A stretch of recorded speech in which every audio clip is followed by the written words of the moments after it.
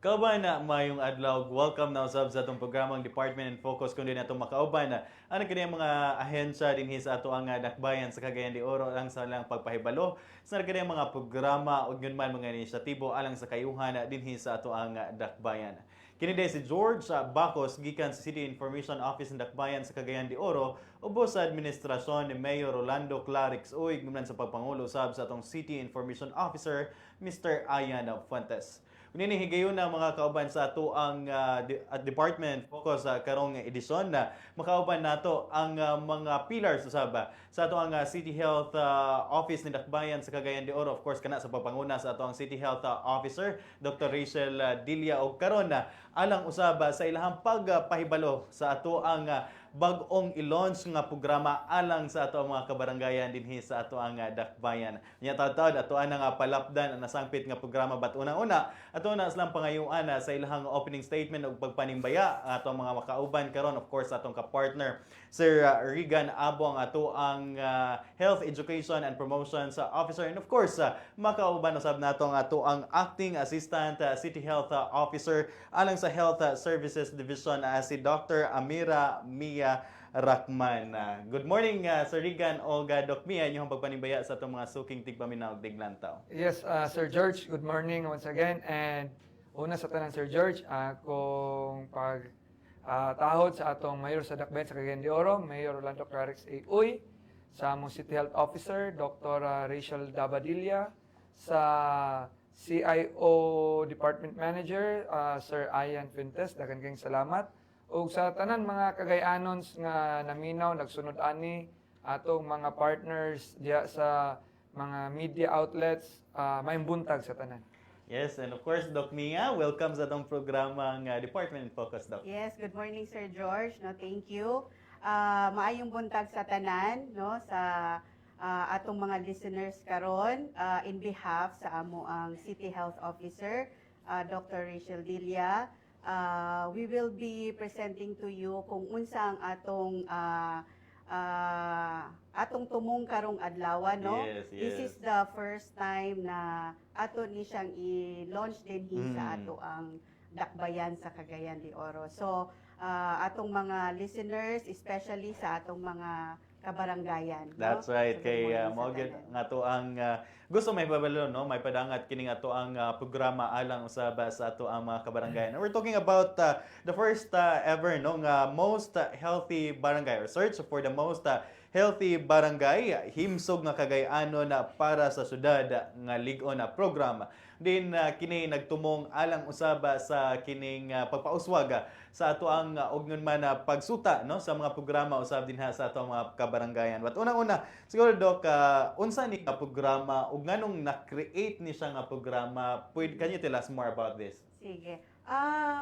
A little backstory. Yes, Sir yes, George. Doc. Oo. This was created siguro early this year.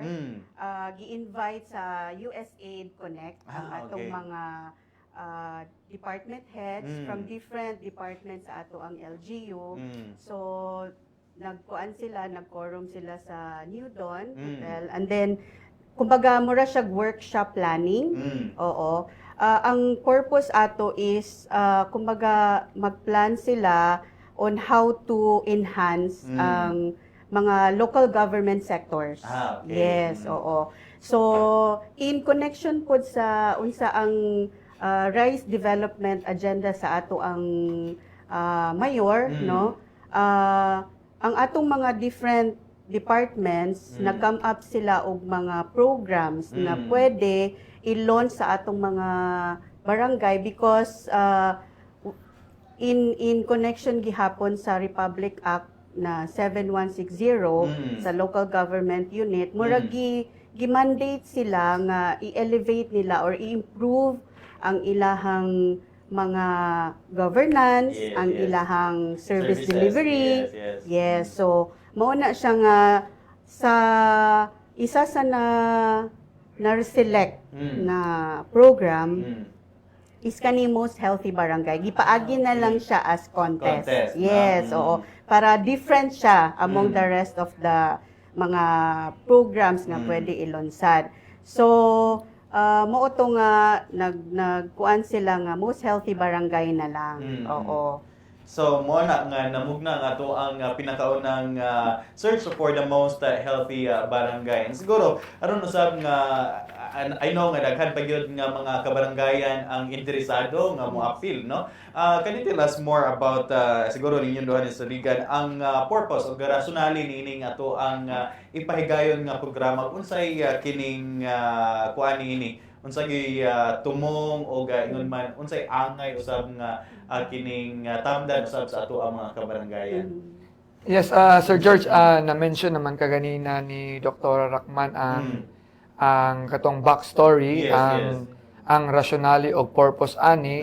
Inline po siya sa agenda lagi sa atong kasamtangang administrasyon ni Mayor Rolando Carrexoy sa RISE agenda na mapa-enhance, mapa-improve nato ang efficiency and effectiveness sa atong governance diya sa atong matag barangay o pinaagi ana morning na himugso ning pinaagi na lang dayon sa most healthy barangay ang inline pud atong sa Republic Act nga giingon ni Dr. Mia nga atong RA 7160 sa Local Government Code na gimandate gyud na ma-elevate ang capability sa mga local government units sa mga matag barangay. So, morning na mugna kining marag atong gitawag nga search bahin ani Sir George. So, malipayon sabta kay ano na tayo mga inisyatibo niini no nga aron usab nga mas mapalapdan pa ug ingon man nining tumunga usab nga makita usab nato masuta nato unsa pa yung mga gakulangon no sa ato mga kabarangay aron usab nga ato sa ma-strengthen ato mahatagan og katubagan in the near future no. So dili lamang ni atong pag-aim niinis kaning yung money contest but ato niinis ang kaning pag-strengthen og ingon man ang pag-giya usab no sa ato mga kabarangayan how to strengthen their kining mga nutrition programs ug other kining services usab niini. Siguro aside from City Health Office, I think kining paghimo nining maong programa sa ato ang search for healthy barangay, most healthy barangay. Mura siya interagency do kay mura ubay-ubay gid pod ang ato ang mga buhatan dinhi sa ato ang dakbayan ang nagtinabangaalan usab nining maong programa. Yes, sakto ka Sir George. Nag-create og technical working group which is composed of different members from different departments. Yes. So, although gi-focus na to mainly sa mga indicators pertaining to health, but of course there are ang health manggod encompass a lot of different different programs. So mo to nga kinahanglan gid pod nato ang help or assistance or support sa uban nga department. So ang among gi-focus for this search is again in relation sa katong rationale na among gi-mention earlier, which is governance and sa service delivery more on sa health siya. So ako pud sumpayan tong imong ingon kaganina nga this is not only for para lang monetary or kuan nga search but pinaka-importante is sa atong since atong barangay is the first contact of services no na makuha sa atong mga dakbayan. So mao na nga dinha gyud ang atong first nga focus. So, makita through this search kung unsa pa ang kinahanglan i-strengthen, no? Makita ang mga best practices sa mga barangay. At the same time, kung makita sa atong mga barangay officials nga based sa mga indicators nga oy naa sila'y kulang ani nga part, so this is the time for them to fill in the gaps, fill in the challenges nga naa sa ilaha. So ang makuha dayon nila nga mga kumudaog man kaha sila sa mga prizes, then the prizes appeal sa guideline na ang prizes na ilang makuha intended for health programs. Mas maayo inoon kay ron nga dugang additional no nga pondo sa to ang barangay nga intended gid pod no kay mao ni ato ang purpose mao maning kining contest, so dapat dira pod ihapang ato ang kining madawatan usab nga premyo. Siguro later part no ato na mahibaw-an na pila yung premyo. I know for sure for kung ang kini ato mga kabaranggayan makibalo pila ato ang premyo murag moapas pa gini sa ato ang din. Oo. But anyway, siguro aron sab nga kining ma-guide no ato ang mga barangay officials kung asa na ta karon sa ato ang kining contest. Siguro aron usab nga kining masayran no ang kining search for kining or kining timeline no sa ato ang activity karon asa na ta ani Sir Rigan Doc sa pagkakaron. Sa pagkakaroon, actually, atong mga barangay, sir, atong mga barangay officials are already informed. Okay. No, nagpahatag na ta og mga letters, no, through sa atong mga personahe sa City Health. At the same time, atong mga partners, sama sa atong sa City Mayor's Office, sa inyong office sa City Information, as well as sa Community Affairs, atong gi-simultaneous og spread ang ang news, no? Okay. So informed na sila, but then sige paghihapon ta og panawagan sa atong mga barangay officials na kinsa pa tong gusto gyud mo appeal mo join. So ang deadline, because we have entry form, wala na ta nagkuan og letter of intent para dili na sila magproblema mag-create og letter. So we have the entry form, kana makita ninyo gi-flash sa atong screen, no? So ilaharan na siyang isulatan. Yes, oo. So dali lang magkuan lang sila, i-fill up ra na nila and then pirmahan ni barangay kapitan at the end of the form nga mag-declare siya nga mo join and then ipasa lang na nila sa City Health Office. Oo, then good as kuan na siya. Sulod na sila sa search. Oo. Kinahanglan lang dayon. So again, akong balikan October 4 ang deadline. Which is That tomorrow, is tomorrow. no? Yes, tomorrow. And then the physical or the actual validation of the documents na ilahang i-prepare would be October to November. So this month Yes, gyapon, so this month gyapon. but napas like ample time to prepare Yes, yung to documents. prepare. Yes, Okay. actually wala pa mi naka designate og exact date Date. when to start because we are still collating kung kinsa tong mga Yes, barangay yes, nga yes. mag-join. The technical working group would still meet next week on Tuesday. And then, dito na dayon na mo i-plot ang schedules, kinsa ang mga validators, inana. So, eventually, we will then announce kung asa mi nga mga barangay mag-adto para ma-prepare pod nila ang documents. And then, ang deliberation would be December, no? And then, the awarding is on the first Monday of 2025, yes. So nindot na pa no kay doon na pa igong panahon. So atong mga kabaranggayan karon, asa sila pwede makakuha atong entry form do? Ang katong entry form, sir, kuan to sa So na ilaha. sila ilaha dito. Yes, gipadala oo. na sa atong Yes, mga gipadala kabaranggayan. na. Kuan nag-provide og email.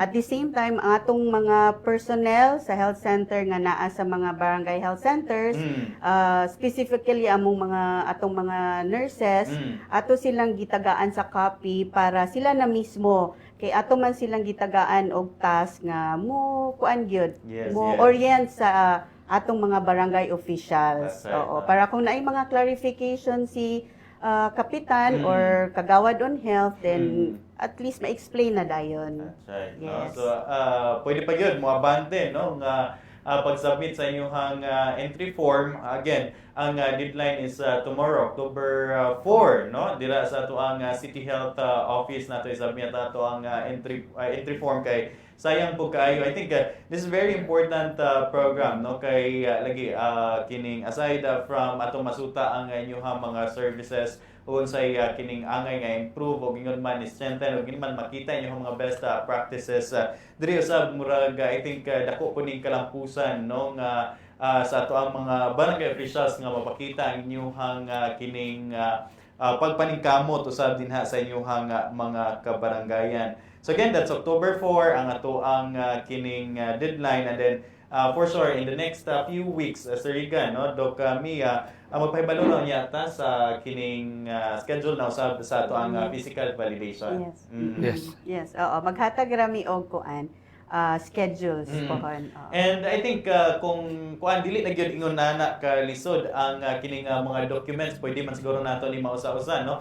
Ang kining mga documents nga kining gikinahanglan nila andamon aron usab nga kining maandam nila no ahead of time usab niya kining kay nanaman siguro ni sa ilang mga Yes, barangay oo. no kay murag I think some of this kining requirements kay kuan kining gi-require gid pud ni siya no sa ato Yes, mga oo. kabarangayan. So ilahan lang is ang pag Collate kuan na nila lang. collate na lang nini. So siguro pwede na to mausa-usa Sir Rigan Doc ang kining unsay mga kuan unsay mga requirement ato ang kuan di kining documents nga angay na to andamon. Yes, Sir George, ang sa barangay nga mga requirements, Mm. sa governance man ang ila, makita yes. nila sa screen. Mm. Ang ila is nine nila ka documents nga ilang i-prepare for aning search. Mm. So una na is approved and signed nga barangay local health board. Mm. And kung napay uban nga wala pa nila na-approve, pwede pa nila mapa-approve. Yes. And napoy signed and approved na barangay health plan. Mm. So unsa ilang mga plans ilang barangay, approved and signed barangay environmental sanitation plan. So kanina may environmental committee siguro po diya. So pwede Yes. nila magamit. Napoy approved and signed barangay ecological and solid waste plan. So kanilang number 4 marag naabitaw ni requirement atong sa atong solid waste management. So yes, pwede yes. nila magamit, Sir George. Mm. Number 5 is active barangay nutrition council with barangay nutrition action plan, and I guess namanggid siguro sila ani. Then kaning number 6 barangay executive order or issuance of for presence of barangay nutrition action officer. Marag sayon naman po ni para sa ila. Yes. Approve and sign annual investment program for health integrated. Kani, sure giko Sir George, naani Naa gyapon gini. sa ila. So, ang 8, approve and sign barangay disaster risk reduction management plan. Sure gyapon ko ani nga naani sa ila, Sir George. I think bago pa silang gakuan. Visit sa ilang disaster. And plan. ang lastly, Sir George, approve and sign barangay health emergency response team or kanang BHERT. So, pwede na naman na yung mga documents nga naa sa ila anak kani ato ila ram nang i-dig up. Yes. And dili man siguro kuan lisod. And mo nang ato gina-encourage ang mga barangay captains, kapitan nga naa dinis Cagayan de Oro na mo join para ani kay not because atong prices nga atong giistoryan kaniya kundi kani siya momonggod ni siya ang makapastrengthen sa mga programa nato diya sa barangay gud labi na sa health, sa environment. So makita gyud nga naa gyud tay gisaligan nga mga dokumento sa governance ani. That's right. So kung madugang lang kagay na Sir George na kung naay mga queries ang mga barangay captains, pwede sila mo mangutana sa atong buhatan sa City Health or sa ila bakang mga barangay health nurse nga na-assign sa ila aron matabangan sila ani nga mga requirements nga ilang gikinahanglanan, Sir George. That's right. No? Kay, lagi, unahon sa yun nila ang ilahang entry form, pag-submit, and then pwede na dayon to follow ang ato ang mga papangalan. Kay for sure, kung technical aspects lang ang ato ang mga health, atong mga nurses nga na-assign dira sa ato ang mga kabarangayan, sa atong mga health center, mutabang manggipod ni no? Sa pag provide og mga technical assistance naapod mo sa City Health Office. So pwede ra gyud kaayo no. Ang siguro lang gyud nila is to submit the entry form up until tomorrow. No? Yes. Kuan, ako lang po Yes, i-add, Sir Doc. George. Actually, sa search is nag-concentrate ta sa duha ka pillars. Oo. So, first ato is katong na-mention ni Sir Reagan, katong governance. Yes, we have the 9 indicators. And then, sa second pillar is the service delivery. Yes, which is, if I'm not mistaken, kuan siya, pila ni siya ka... Ano no? No. Yes, 8 indicator siya. So, sa service delivery, actually, ang criteria is, ang 30% would be on the governance. Okay. Yes, 30%. Kay more on kuan naman Yes, siya, paper trails. paper trail lang, oo. And then, the 70% is the service delivery. So, more on, as you said kaganina, Sir Yes, George, yes. no, ang atong mga health center personnel, doctors, from nurses, midwives, PHW, BNS, magkuan gid sila, mag-assist sila to consolidate Yes, the yes. data. Oo. Oo. So sa service delivery, naatay pertaining to immunization. Yes. Second is on the family planning, Family no? planning, Yes, family planning. And then third is about sanitation services.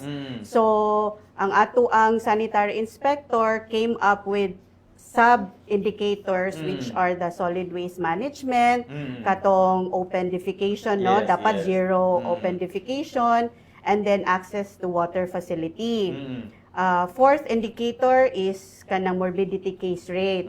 So sa kaning morbidity case rate, among gitan-aw unsa ang mga top 10 cases for since 2023, 2022. So far kanang animal bite cases, cardiovascular cases, tuberculosis, pneumonia, dengue fever, and other respiratory illnesses, mao na sila ang consistent nga naa sa Yes, yes. top 5. So para dili pud kaayo burden sa atong mga barangay, ato lang sang gilimit into 5. Okay. Oo. So, ika-fifth dayon nga indicator is pertaining to maternal, child, and adolescent. So, naa po dayon siya yung mga sub-indicators kanang sa facility base, dapat ang mga anak dapat sa facility Facility, gyud, whether yes, sa yes. atong lying in or sa hospital. Dili na gyud taan nga promote og balay. Yes. And then next is kanang sa prenatal, antenatal care. Oo, based sa DOH dapat at least maka-visit sila sa atong mga health center 4 times. Oh Okay. yes, oo. And then also about teenage pregnancy, which is one of the priority nato nga health programs, Yes, diba? yes. Kay taas kayo tag teenage pregnancy. And then on maternal mortality also and infant, because supposedly unta wala gyud untay mamatay Yes, nga yes. buros or baby, no? And then sixth nga indicator is on adolescent friendly health facility, no? Next is about nutrition. So naapod ang stunting, underweight and overweight. Also mga malnutrition cases. So dapat ato ni siyang ma-maintain because Cagayan de Oro is a Hall of national Famer, yes. honorary awardee, no?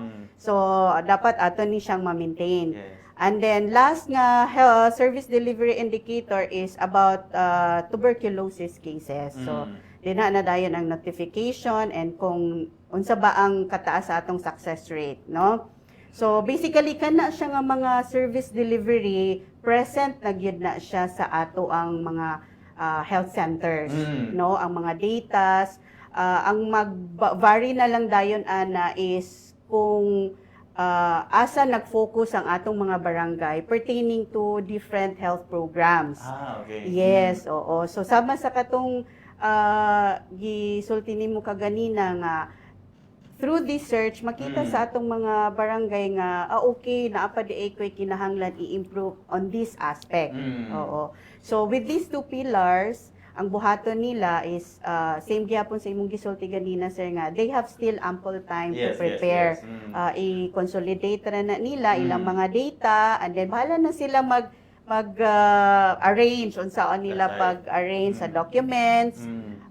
They will just prepare two documents for each, and then if naa sila yung mga 2 best, copies. yes, 2 copies, and then if naa sila yung mga best practices na they think na unique sa Yes, ilahang yes. barangay pertaining sa ato ang health programs, then pwede nila i-document, Sir George. Okay. Yes. Kay naagi hapon sa atong guidelines nga during sa evaluation, if naay makita si validators nga mga best practices or unique sa barangay, pwede sila tagaan og special prize. Okay. Yes. So, oo. diri yung pamagihan no ato ang feature no ato ang mga health kining related programs sa ato ang mga kabarangayan. So murag dako po ning challenge sa ato ang mga barangay officials to really oo. kining innovate og kining mga programs and to follow. No, kay I think kining katong medyo daghan man gyud sa Doc. Yes, Literally medyo daghan man gyud siya no nga mga papilis, but I think kining nga mga requirements o kining ato ang gikan sa governance o kining service delivery nato nga mga kining kinahanglan na naman given naman Yes, sa ilang yes, buwan oo. pag wala gid list ang Consolidate na Consolidate lang. na lang. Yes, no? So, oo. didili na sa kinahanglan og medyo taas kay nga Yes, time. oo, no? proseso. Mm. Oo. Kung naaman siguro sila na-miss din nga indicators, then katulagi, sige lang, i-take note lang nila, Yes, then yes. probably they can improve on it Yes, later yes, on. yes. Oh. It doesn't have to be perfect. with Yes, kada yes, kuan oo, yun, no? dili gyud, oo. Kay kana sila mga indicators, we have certain points then nga kuan. So, let's say sa governance example lang, naala sila'y draft but wala pa siya na approve, Yes, nagya yes. po na siya corresponding na point. Okay. Yes, oo. So, I think ang atong mga barangay nahatag man pod na sa ilaha ang tool nga gamiton sa atong validators during sa validation process. Okay. So nana na sila'y idea unsay possible nila nga mga points. Oo. Okay. So and then this search man pod is dili lang pagkakaron, no. We aim na annually gyud ni siya nga i-conduct. Yes, Yes. yes. So Annually mo na nga ato po giduso sa atong technical working group nga himuan gid siya, nahimuan na siya og resolution for unsa ni for ordinance para naagi support yearly, masustain ang ato ang project or atong program. That's right, no? Kay lagi ang mo po na challenge po sa to ang sustainability usab dinhi, but lagi no where kining with our technical working group nga gikan usab sa laing ahensya for sure, no? Ato gini nga mapatuman every year. So mao lagi atong giingon nga dili gid sila di pa kita mag-aim og perfect good nga kuan karon kay of course mapay pag-launch nato ang ato mga kabarangay na still adjusting with kining ato ang nagkadayang mga data o kining mga papers nga kinahanglan nato nga kining andamon, no. And with this once again, no, ato ang criteria is duha ra gyud kini, no, ang points nato kining governance and service delivery. Ang sa ato ang validation sa Rigan, Doc, unsay pamaagi nato ani like aduna tay mga validators gikan sa nagkalaing ahensya nga mo visit gyud ngadto sa ato mga kabarangayan, or ang ato ang mga kabarangay mo submit lang papers and then in one area dito lang nilang tawon diri lang sa opisina or mo ato kita sa field? Mo ang sabot sa initial nga kuan sa technical working group is mag-visit gyud. Okay. Yes, oo. Same gihapon sa kanang mga validation gabuhaton like sa child friendly, mo adto man gyud sa barangay. Yes, yes, So the yes. same gihapon ang process. Oo. Then naada yung katong tool nga gamiton Tool, sa yes. ato ang mga validators. So ang atong mga validators is composed gihapon of different Agencies. yes, agency. That's right, no. So mali na kay kining aduna tay mga partners no sa nagkadayang Yes. mga buhatan. Siguro aron usab kining kuan ang ato ang mga kabarangayan medyo hatagan og kining kuan ba kining dugang push, no, aron usab nga mo participate gyud aning ato ang kuan kining ato ang contest. Unsay pamaagi sa ligan kining sa ato ang mga winners, pila ka atong i-select for winners og kining unsay kuan kining I think aduna pa tay kining sa ikaw Doc, aduna tay best practices for each pillar, no. So can you tell us more about this area? Sa winners, natay duha ka category sa Okay. sa search Sir George. Naatay name barangay, so kanang mga rural barangays nato, o Yes. natay kaning numbered barangay kani atong mga urban barangay. Okay. So naay duha na siya ka category. So based po dayon sa katong mga prices sa mga best practices, wala lang na to pag-indicate og pila or whatsoever ang amount, basta kay naa lang gitay mahatag ana. And sa mga first prize, second prize, third prize, naapod tay naka-allocate for the name and numbered barangay. So sa mga name barangay, ang atong prices ana is naa sa ang first prize is 1 million sa first prize sa name barangay. And 750,000 for the second prize and third prize 500,000. So tulo ka kuan. Tulo. Sa Oh. name barangay. Name And sa price for the numbered barangay, nagya po naka-indicate nga 350 sa first prize, second prize 250, and 150 sa third prize. And sama sa gingon ni Dr. Mia kaganina na ang kato mga best practices wala lang sa to nato gikuan og pila, but definitely naagid yapon tay mapaabot sa ila ato. And para ato lang i-encourage sa mga barangay captains na duha ra man gid ka pillars gyud ang governance ug ang service delivery. So mag-coordinate lang gid sila sa ilang mga barangay health nurse or medical officer nga naadya aron matabangan sila og unsay ilang mga kailangan pa dito sa governance nga wala. Kay not necessarily naman nga perfect, kompleto gid ang imong mga indicators. Kay kung wala pa na okay ra man pud kay ato ra man maskuran, pero mas maayo og naa gyud. Yes. So na may scoring, na may tool sa pag-evaluate. So ang importante gyud nga mo-join sila kay kani siya dili lamang gitungod lagi atong price lang gid kun dili of course.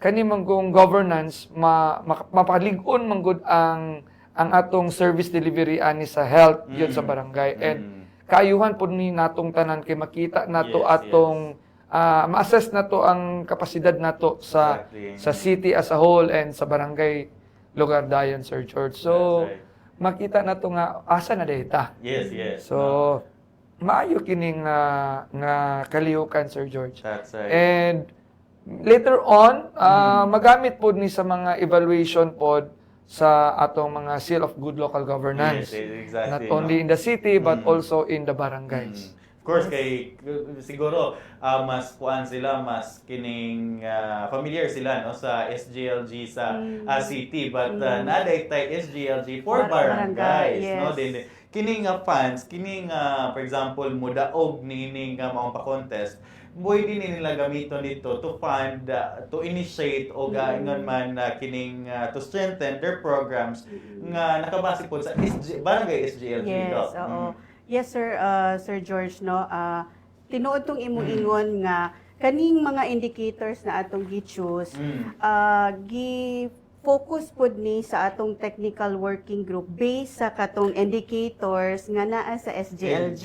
Yes. Kay we also learned na eventually ang ato ang DILG is gearing towards barangay SGLG. Oo, yes. I think atong mga barangay officials are kabalo na sila ana. yes, So sila. mo na nga in preparation pod ato pod silang gitabangan nga dili kay sila maglisod in preparation for that, no? And then katupod sa imong ingon nga ang katong mga winning barangays, katong ilahang mga prizes, naka-stipulate man po sa atong guidelines nga tagaan sila o mura project design. Okay. Health project design na katong ilahang winning prize, dito lang sila magpili kung unsa nga program ang ilahang i-focus sa prize okay. pertaining sa health-related programs. That's right, Oo. that's right. So nana sila signan nga MOA. Okay. Oo. Then after ana siguro magsabot lang kung after a year ba ang pag-monitor kung na-establish ba gyud tong ilahang gipili nga program design ana. It's like hitting two birds in one stone, stone. Okay, yes. kining nakadaog na mo sa kining ato ang pa-contest sa most healthy barangay dinhi sa ato ang Dakbayan. At the same time, kining advantage na sa inyong barangay to kining qualify and of Yes. course pag-strengthen sa inyong program alam mo sa barangay SGLG. Yes. So maayo kay nga tumong niya kining dako kay advantage no sa ato ang mga kabarangay dili sa ensayo ang budget ning ato ang pa-premium ora gipangandaman jud to. Di ba no? So again sa ato ang mga kabarangayan, sa ato mga barangay kapitan, sa mga barangay opisyales, again open ang ato ang City Health Office up until tomorrow no sa pagdawat sa inyong kining katong registration form, no? Sa ato ang kining pa-contest. So unsa pa imuhang kuan additional nga kining kung basin ako nalimdan, no? Nga kining pahimagno o reminders ngadto sa ato ang mga kabarangayan, labi na sa atong mga barangay officials. Yes. Thank you very much for this chance na na-invite sa inyong program. So again, we highly encourage and we invite all our barangay officials, no, to join the search on most healthy barangay. Okay lang maski dili gyud ma-perfect Yes, ang yes. tanan nga mga indicators, but this will also help us, no? Help you para ma-identify kung unsa tong mga gaps nga present sa atong mga barangay, and then through this kuan na dayon mo, maka-come up mo og mga plans and policies that will Yes, improve the governance and service delivery that you provide sa inyong mga constituents. So, thank you very much to those na naghatag na sa ilahang entry form, Yes. no? And rest assured, we will inform you kung unsa ang mga next steps after this, kung kano sa ang mga schedule of visitation.